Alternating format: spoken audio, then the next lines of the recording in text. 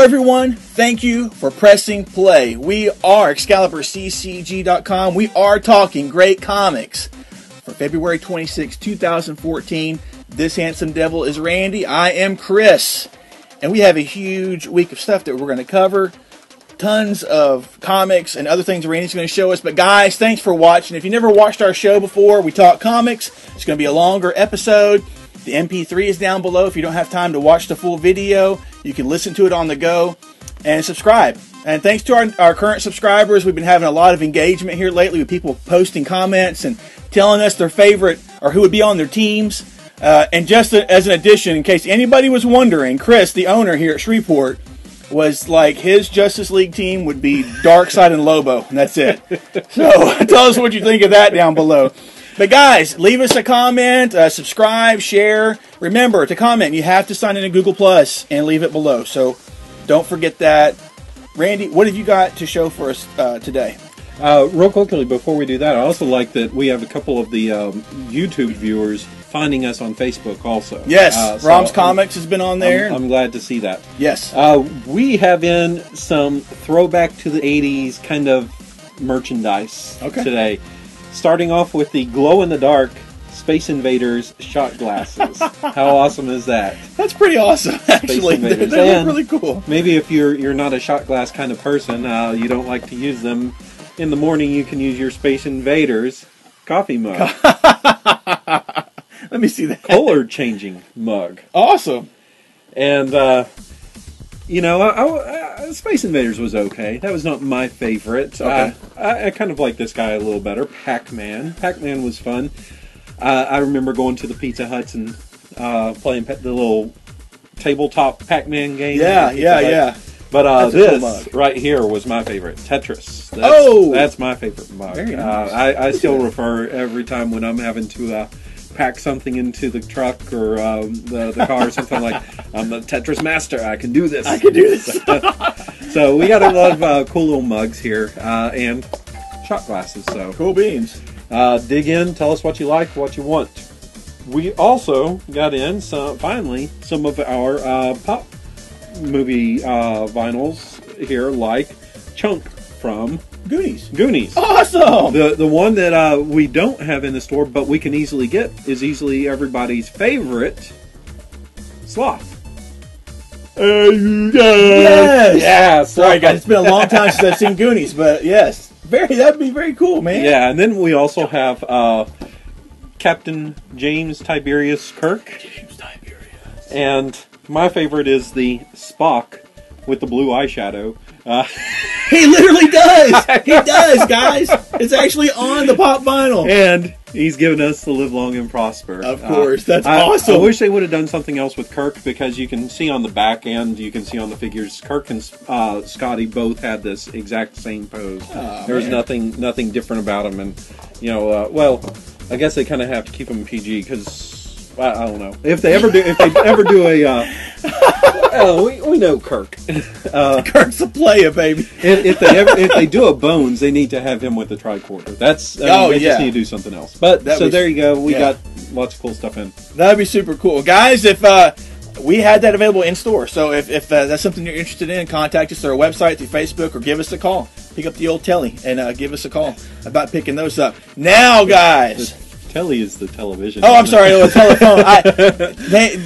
Anyway, he's right. Here in America, it is the television. Well, not in America. Overseas, it's. I've heard that called the telly before on BBC. So that's kind of where I got it from, I guess. Guys, this is it. Are you ready? Yeah.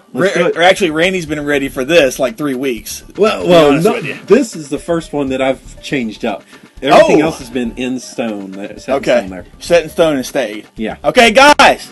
Question of the week. Are you ready? Because here it comes. We've done the X-Men. We've done the Justice League. This week we are doing the Avengers. You are in charge of the Avengers. Who are the 7 members that are on your Avengers team? What you got there, Randy?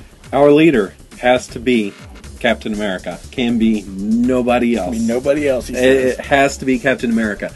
I was going to go with Thor on my team, but instead I switched it up for another pretty much God character. Okay. Cersei. I like Cersei. Okay. She was always fun and eternal there. All right. Powerful character. I originally was going with Dr. Voodoo, but instead I'm going with Dr. Druid. I like, so someone back from the dead there. First time Avenger.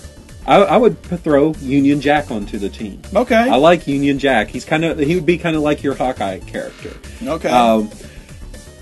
I'm a fan of the Black Knight, so there's another one I'm throwing in on to the team. Okay. And then I'm going to go young with some of my characters here. I never thought that Marvel Boy got the chance he deserved when he was with the Dark Avengers. I love what they did with him in the Young Avengers, and so I want to see him now graduate into the Avengers, the main roster. Along with him, one of my favorite characters. She's kind of like a Quentin Quire or a Pixie, just one of the best characters to be made in the last, 15, 20 years. Miss America is awesome. Okay. And I mean, that's, you get a little sass from the two youngsters there while they still, take their job very seriously. Yeah.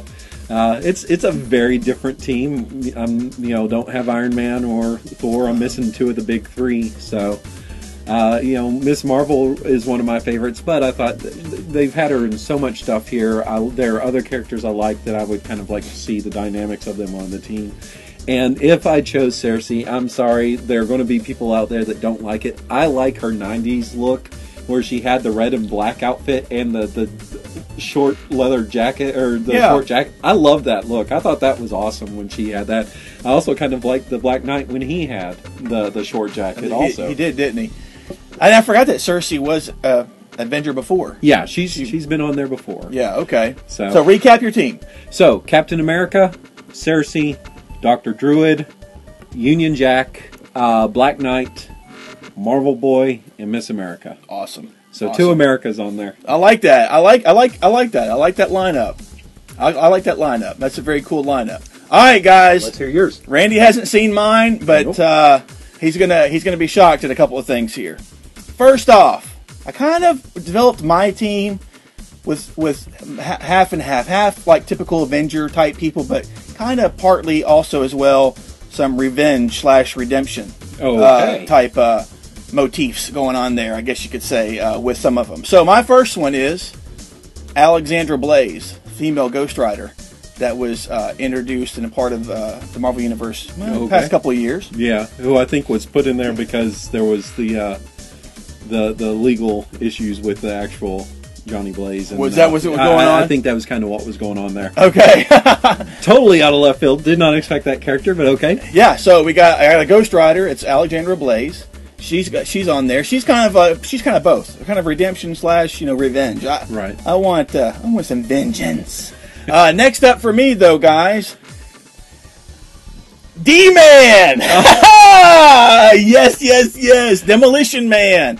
There's a reason why this guy stuck around, and for my team, he's the heart and soul. There you go. He's the guy. He's the guy that pushes you to your greatness. He's the guy that helps. He's just the foundation. That's what he is. D-Man, Demolition Man. You know who I'm talking about. The old school D-Man, or like the homeless D-Man. Last time I saw him, he was kind of both, I guess. The demon with the Wolverine type mask. It was a Daredevil outfit that he had. Oh, that's what it was. That's what it was. Yeah. But he had the. But yeah, the little Wolverine with kind of yellow and. It was the red yellow and red. Yellow, with the D there. Yeah, that's back in the 300s there of Captain America. In the day. Yeah. Good stuff. Next up for me, guys, Quicksilver. Okay. He's got to be on the team. A very different team. It's a very different team. And Quicksilver, you didn't have one, nor did I. I don't think either of us had a speed character for our other two teams. No. I've always liked Quicksilver in the Avengers. Yeah. I've always liked them. He's a mutant. He's antagonistic. He's arrogant. He's everything that you probably don't want of a team member. But that's what really works. I mean, he's just he's probably my favorite speed character. So he had to be on the team. Well, even though I don't like the speed characters that much, I almost, with Union Jack went with Spitfire. Two of the invaders there, but I was like, oh, but she's a speed character. No, so all right, keep going. So next up for me is Gilgamesh. You have the craziest scene. I wanted a powerhouse, and the only Eternal more powerful than Gilgamesh is Thanos. Yeah, and this guy's taken Thor down before. He's given the Hulk a run for his money. Plus, he's an Eternal as well. Yeah. So we both have Eternals. We both have Eternals. That's right. So he's the powerhouse. He's obviously the powerhouse, and he's an adventurer. Before he became involved with all the team stuff and getting involved in more storyline stuff, he's more of an adventurer, warrior type character. So I was like, why not? Some people would think of Thor or Hercules for this role. Right. I'm going with Gilgamesh. So the next one for me, guys. This would be the leader of the team. We've got to have brains on the team. Not that some of these other characters aren't smart, but Amadeus Cho. Come on, guys. Why not? He's the youth. He's also the brains. And in most cases, he would be the leader. Yeah. So I thought he was a great counterbalance to D-Man. Okay. So that's what we have there. Next up for me, the Purple Man. Like the actual Purple Man. The Purple Man. He's most commonly been a villain. And I've always liked the character. Some of the early stories, there was an early Avengers original graphic novel that featured him in Wonder Man, and it was a story that happened with the Purple Man and Wonder Man. There was a story I remember from years ago, bits and pieces, but I've always liked him. He's always been an interesting character to me. What if he could control everybody? What if he could tell Quicksilver to shut up and he doesn't? And last up for me, this should be a good one for you, Dr. Druid. Oh, hey, awesome. So we both have an Eternal, and we both chose Dr. Druid as the magic, mystical type character. So that's it. That's my team up, guys. We got Alexandra Blaze for Ghost Rider, D-Man, Quicksilver, Gilgamesh, Amadeus Cho, Purple Man, and Dr. Druid. So you really only have two characters who've been full-time Avengers on your team. The rest are just really taking and saying, I think that these would mesh. Quicksilver and Dr. Druid, I know. Gilgamesh has been a previous Avenger. But, he was just kind of like a drop in the bucket. He was not there for long. No. There's been many Avengers that have come in and out of the Avengers roster. Interesting. So no, I wouldn't mind seeing that. That's just so drastically different than taking. I at least have one longtime character or Avenger there with Captain America. But wow, yeah. I guess my most senior would be Druid or maybe Quicksilver. Yeah. And see, before you said Cho, not Chow, Cho. It's not either. It's Cho. Before you said him, I was figuring Quicksilver might be your leader on the group there. No, I went with him. Okay, cool. You know what would be really cool is if somebody did some mock-ups of our teams. That images, It's neat how Brad puts the that is cool. So but I'm a little jealous of if you guys saw on our Facebook page when Brad told us his X-Men team, he did an actual cover of his, and that was way too awesome. I don't have the skill to do that. I don't either. I'm happy to see the images show up here on screen. That's cool to me. Maybe Brad would do one for us. Maybe Brad? Maybe?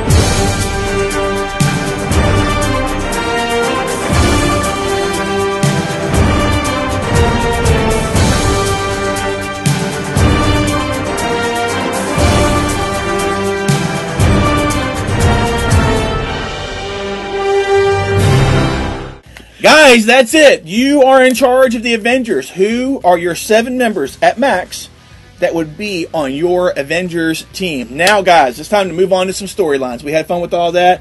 Ton of stuff hitting this week. What would you like to start off with, sir? As always, the Forever Evil. And Forever Evil, maybe, thankfully, is finally starting to wrap up here. I don't know if that's a good thing or a bad thing. It's finally kind of coming to a head. We've got, I think, one more month of it before all of it's over and done with. So, first up we have Forever Evil Argus, number 5. This one has a cool concept to it. Steve Trevor he has made a deal with the devil, that devil being Killer Frost. Exactly. They're looking for Wonder Woman's lasso.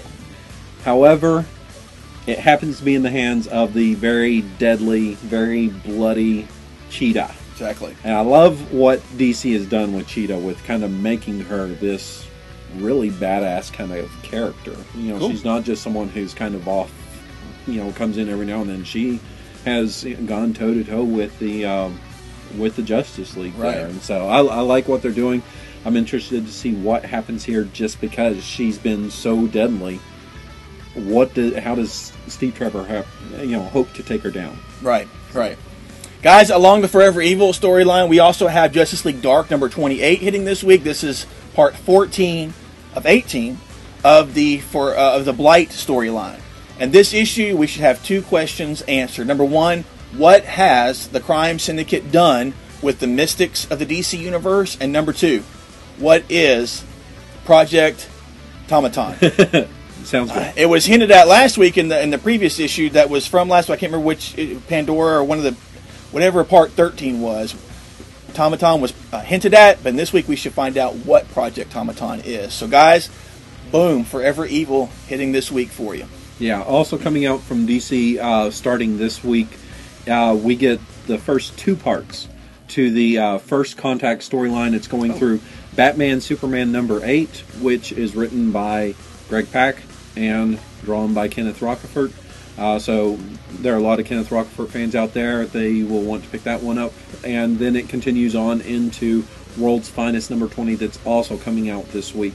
This is going to be the first time you have Earth 2's Power Girl and Huntress teaming up, or actually meeting Superman and Batman of the New 52 universe. Okay. So the first time they're meeting, it looks like Power Girl's powers are kind of on the fritz. They're all over the place right now.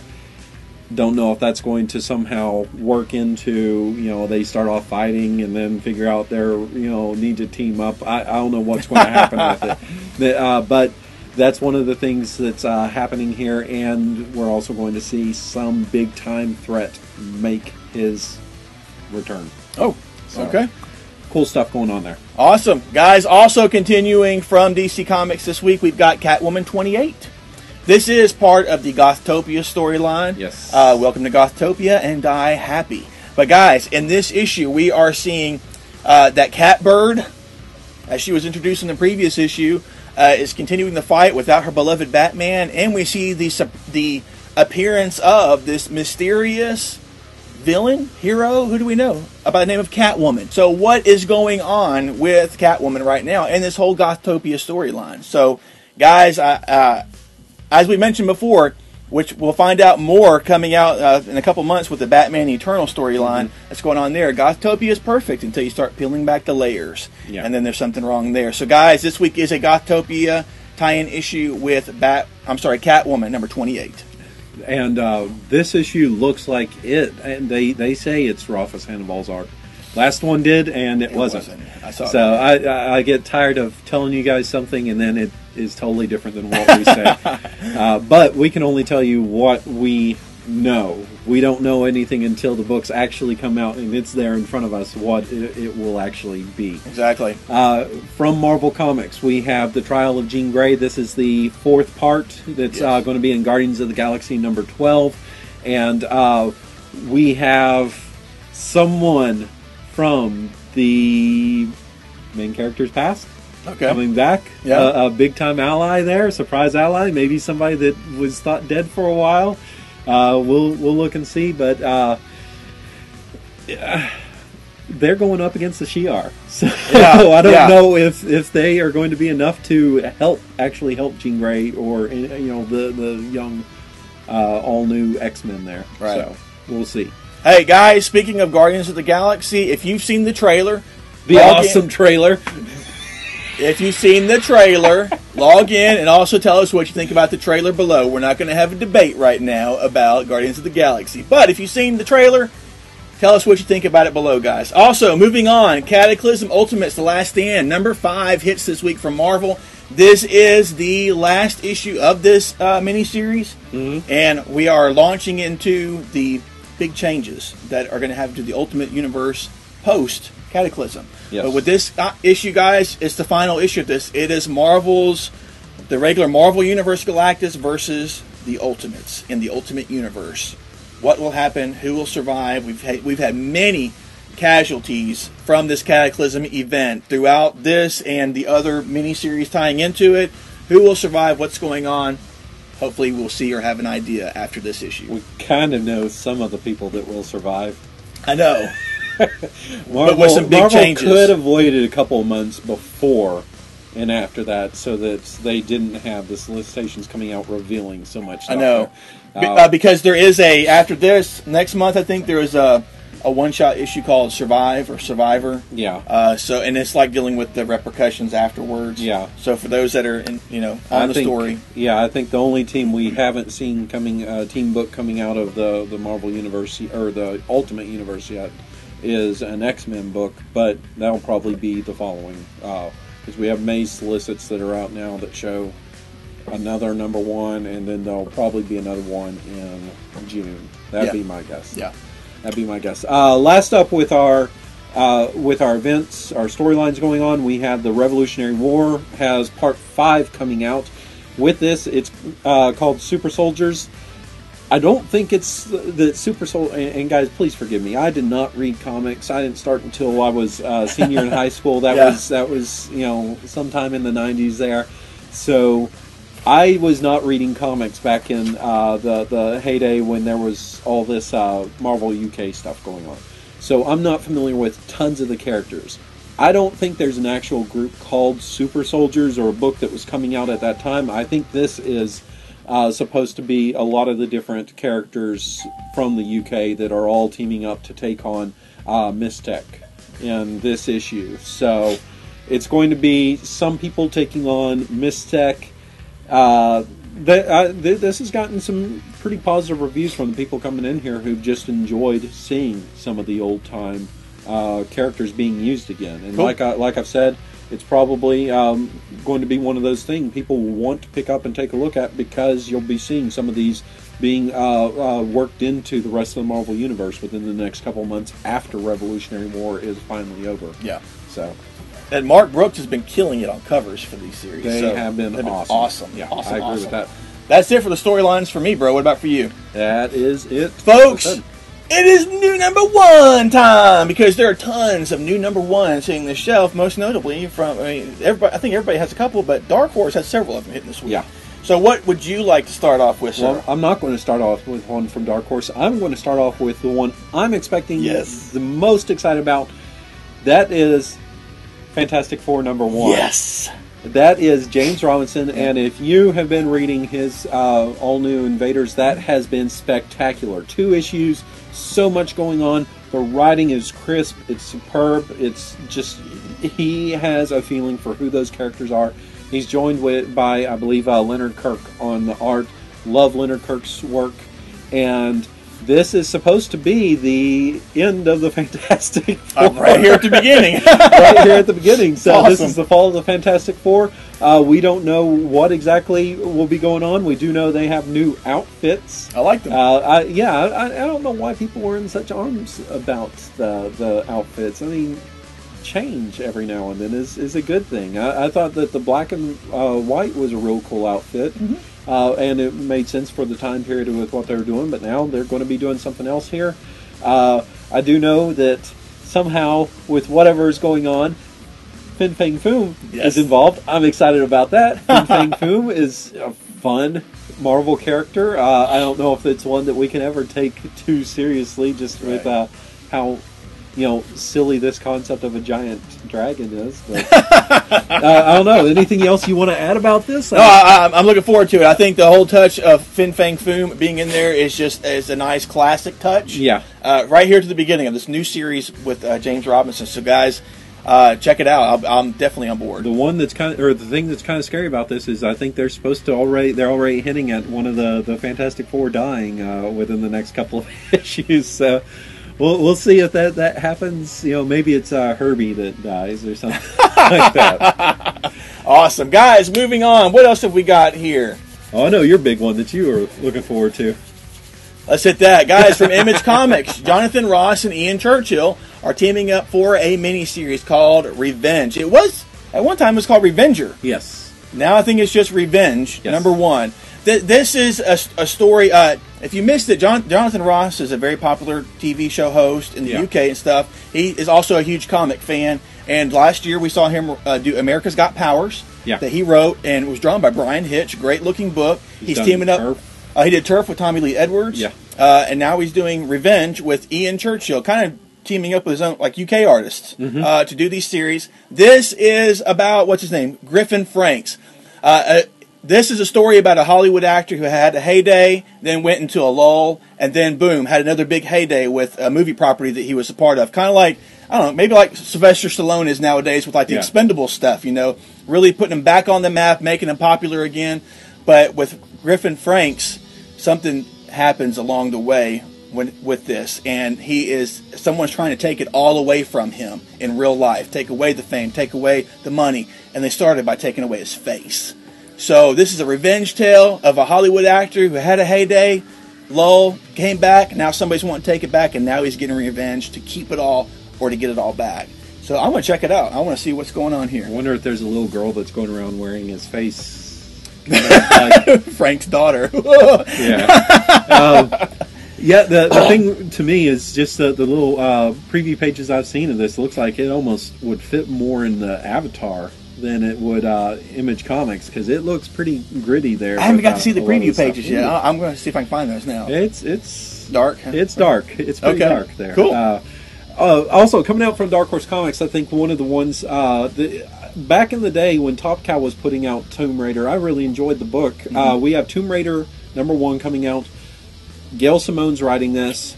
This picks up directly where the video game left off, telling her origin story, her being Lara Croft's origin story, and looking at what her life has become as a Tomb Raider here. So this one, I don't recall who the artist is on it. I know the covers that they have are beautiful covers. They look, I don't know if they're stills from out of the game, because the game had some really awesome art. It was it was a lot less of that low-tech kind of art animation that they had back in the early days of PlayStation and everything, and it's a lot more of the realistic looking style here. And I think they went for a little more realistic body style for Lara Croft also.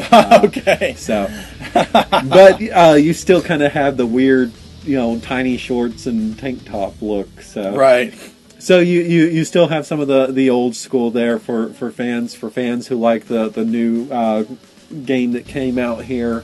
This one, Gail Simone is just one of the best at her game at picking up and writing any character that she wants to. So this will be something anybody can enjoy. Cool. And speaking of that, real quick, guys, if you go on YouTube and look for, there's a short film, fan film that was made here in the past couple of years called Croft, and it is an 8-minute movie, mini movie, short film, and it's pretty awesome for a fan-made film. It looks really good. The girl playing Croft was kick butt, and that's all she does throughout the whole film. So check it out, guys. Moving on, though, guys, like I mentioned, Dark Horse has even more, and this is coming to us from total left field. I'm talking about Vandroid #1 by Tommy Lee Edwards. I was like, okay, these solicits really don't do anything for me. So I got to searching around. I finally found an interview with Tommy Lee Edwards. This is a fictitious story this is the culmination of what would have been the greatest studio movie ever made in the 80s. This is what this is, guys.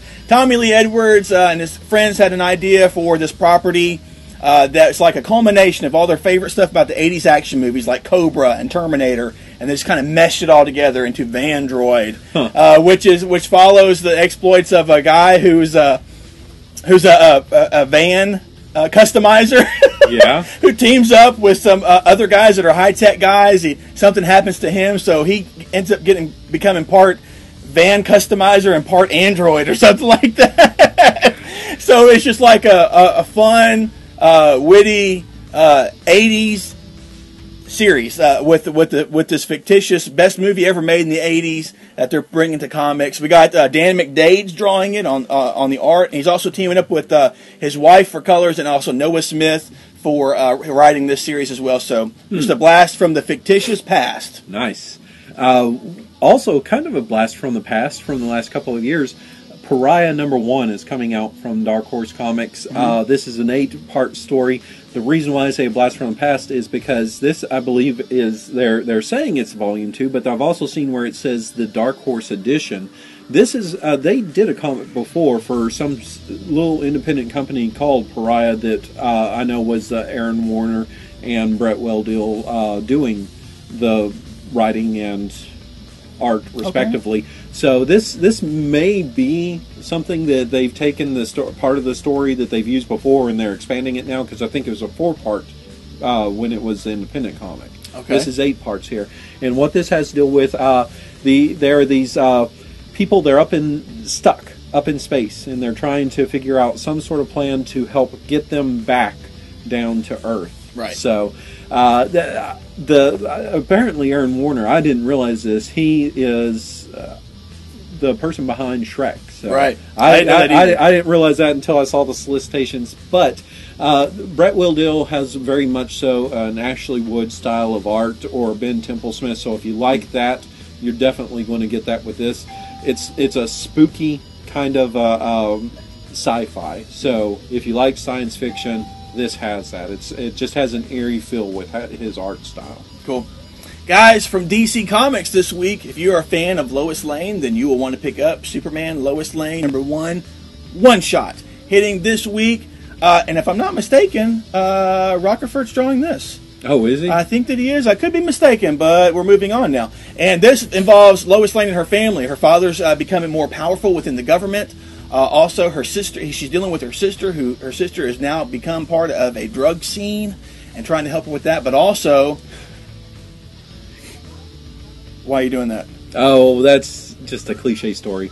Oh, is it really? Oh, yeah. But go ahead. We Lois Lane's sister on drugs. I don't know. I don't know. But go ahead. But also, guys, in the past she's been tormented by Brainiac. Yeah. And now Kolu is calling out to her. So if you're a fan of Lois Lane, you got a one-shot just for you hitting this week. Cool.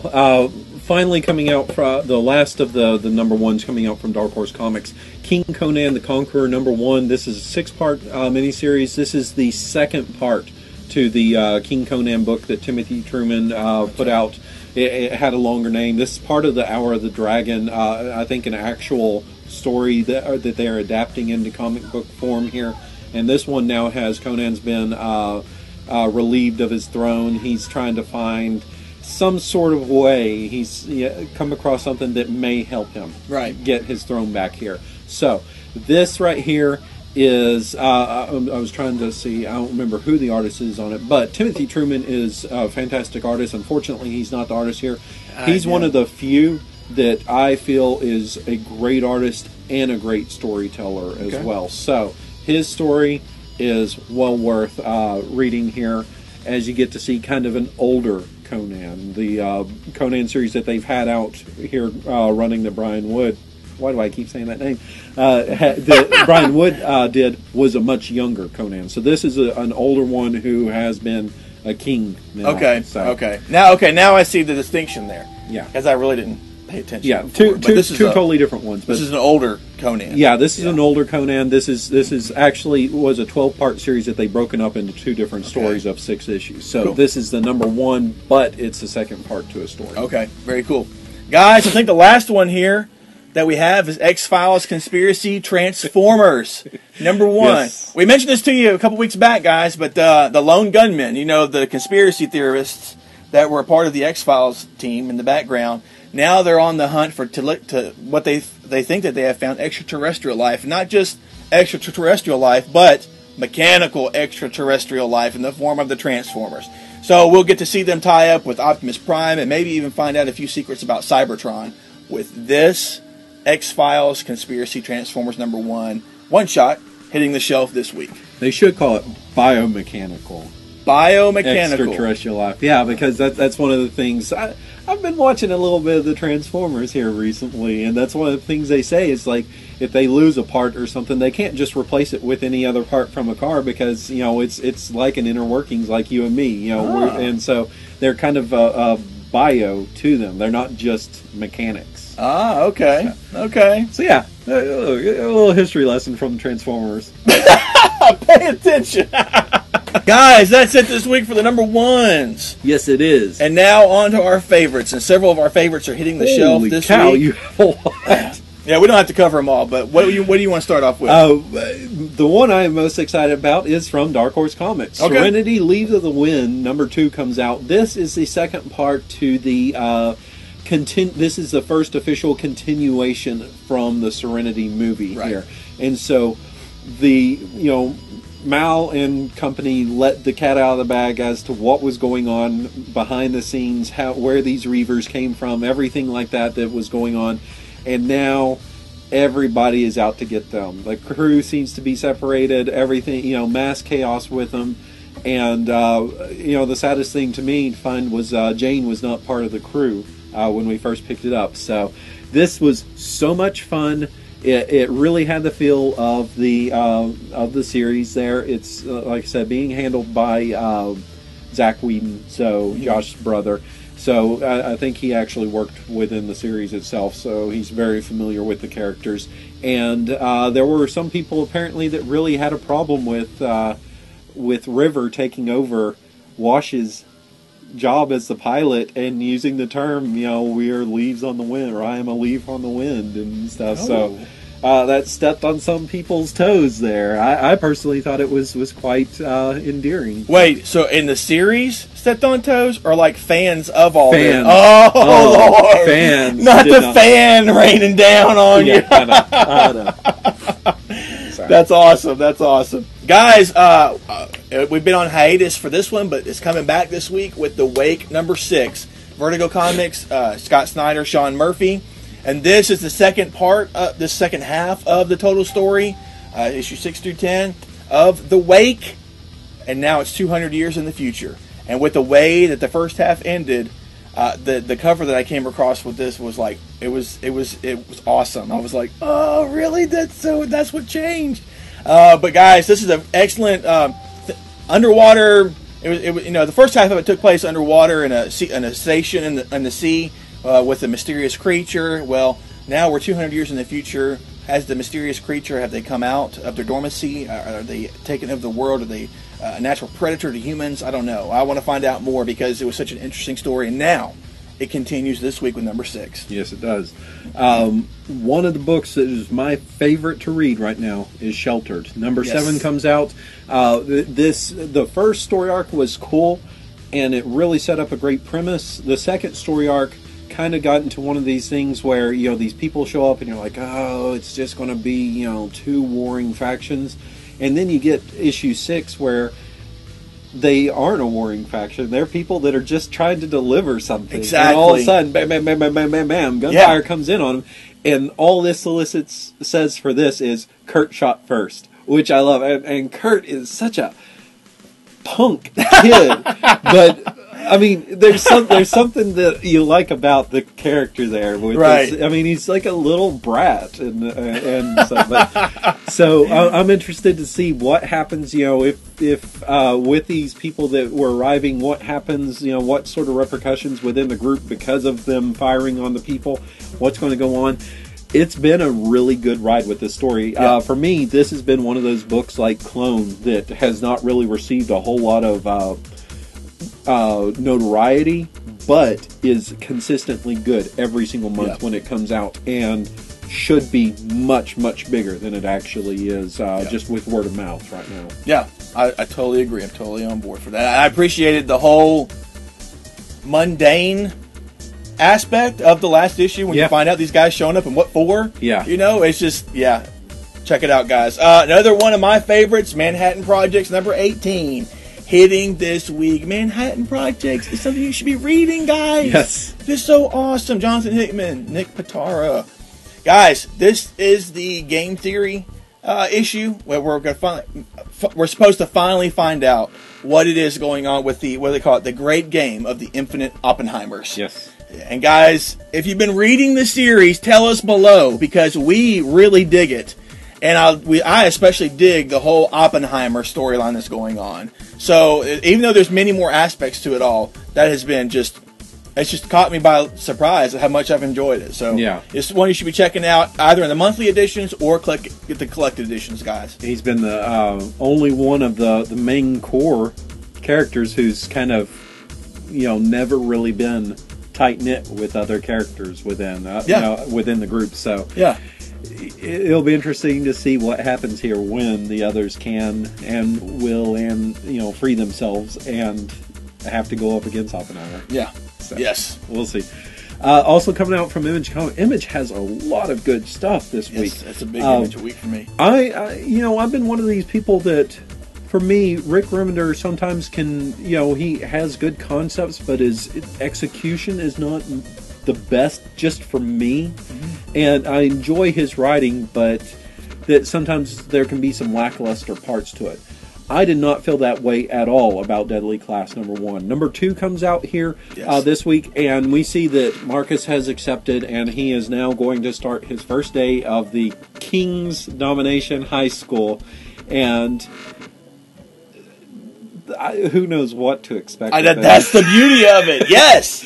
Now they've said this is really pulling from like his Remender's love of the punk scene and the all these different things. The series, I don't know why it's taking place in '86. I don't think it necessarily needs to, because everything here just seemed like it could have been yesterday. It could maybe 5 years in the future, maybe 10 years in the past. It doesn't matter with that. I'm interested. I am very much so a person who loves the looking at different cultures and everything. I'm interested at looking at the culture of the punk scene as he works it into this, because right now it's mostly just been the assassin culture. Right, yeah. Here. But man, who is the artist? The art on that is beautiful. Wesley Craig. Yeah, Wesley Craig. And this is a totally different style for him, because I've seen him do other stuff for mainstream, like Marvel, and it has not looked anything like this. So kudos on that. I love this, if that's your actual style that you're using there. Yeah. I was pleasantly surprised with #1. Speaking of Rick Remender, yes, the Black Science #4 hits this week. And honestly, guys, after I read the first issue, I was like, okay, well, I'll give it another one. 2 and 3, boom, awesomeness. And now with issue #4 hitting this week, I love the idea of this series, because with this, each issue can be a done in one. It can be its own set story because of the situation that these explorers find themselves in. They're being transported at random intervals to different dimensions with this device that they created and decided to test, and the test went awry, and now they're going everywhere and they can't control it. And this issue, though, they've just gone from the World War II with the Germans facing the high-tech Indians, American Indians, but now with this issue, they're picked up and transported to a hotel room. And the solicitation tells us to be wary of the room service in this particular room. So I'm just like, you're going from a battlefield where they have an injured member of their team, right, to this hotel room. I'm like, what in the world? So I've got to pick it up. I got to check it out. You should check it out too. It'd be a lot cooler if they were traveling around in a phone booth. In a phone? No. And no, that is not a Doctor Who reference. I'm talking about Wild Stallions, Bill and Ted. Sorry. Last up for me, I mean, there are a lot of cool ones here. I was trying to keep it short because there are so many new #1s and events. The Walking Dead #22. This is part 5 of All Out War, and part 8 of All Out War. Yes. And this has been flying by here with 2 issues a month. And this right here, Negan has a plan. We'll see what that means exactly. Did you read the last issue yet? I think I'm behind. Woo! Okay. Well, I'll talk with you off screen about that to see. But this last issue was the first hiccup in the whole Walking Dead story I think I've really ever had, where I was a little disappointed with what went on in the series. Because, I think you mentioned that, but I haven't. Because it was so predictable, and I was like, oh, and this is going to and it happens. Oh, this is going to happen. It happens. And usually when I'm reading, I'm like, oh, this is going to happen. I turn the page like, holy shit, that did not just happen. So we'll see if we get back on it here, because Negan has a plan. I want to see what Negan's plan is. I don't care what other people say. I love Negan, one of the best characters in comics, maybe the best character of 2013. Oh, he said it, folks. Guys, I'll wrap it up with two real quick. Mighty Avengers #7. I've enjoyed this series. This is another one that's just like, it kind of finds its way a few issues deep from the top, and then when I read it, I'm like, yes, that was cool. That was really cool. Yeah. This issue, though, the killer of Ava Ayala's family, Gideon Mace, is released. That's right. She is also the White Tiger. And apparently, once a month, she is to give herself completely over to the White Tiger spirit, because she's its avatar. And that means allowing the spirit to do whatever it wants. Well, she decides to do that in the case of Gideon Mace. And I want to find out what happens. She's been kind of in the background a little bit to me in this particular series, and I've been interested in the character to find out more about her. I didn't even know this stuff about her, to be honest with you. She's just been an angry kind of character. So I want to see what happens whenever the tiger spirit is released completely. Now, is this the old X-Force Gideon with the long green-haired ponytail? Or? Not that I'm aware of. Because that would be awesome if they brought that Gideon back.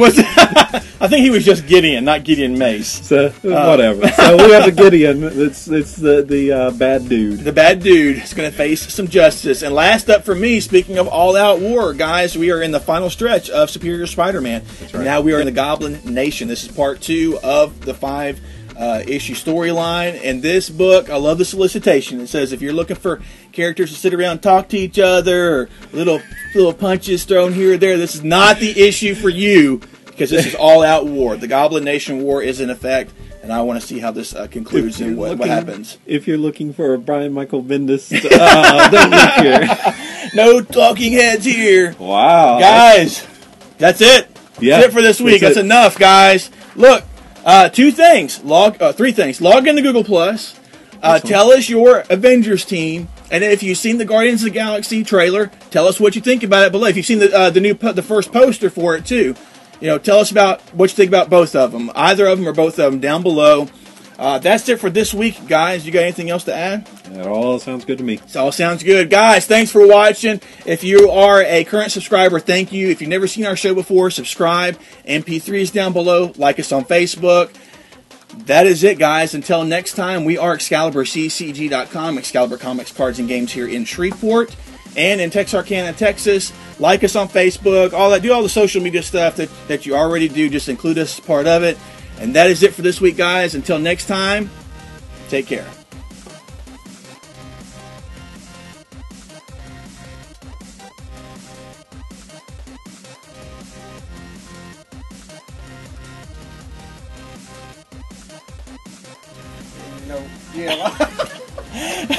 America.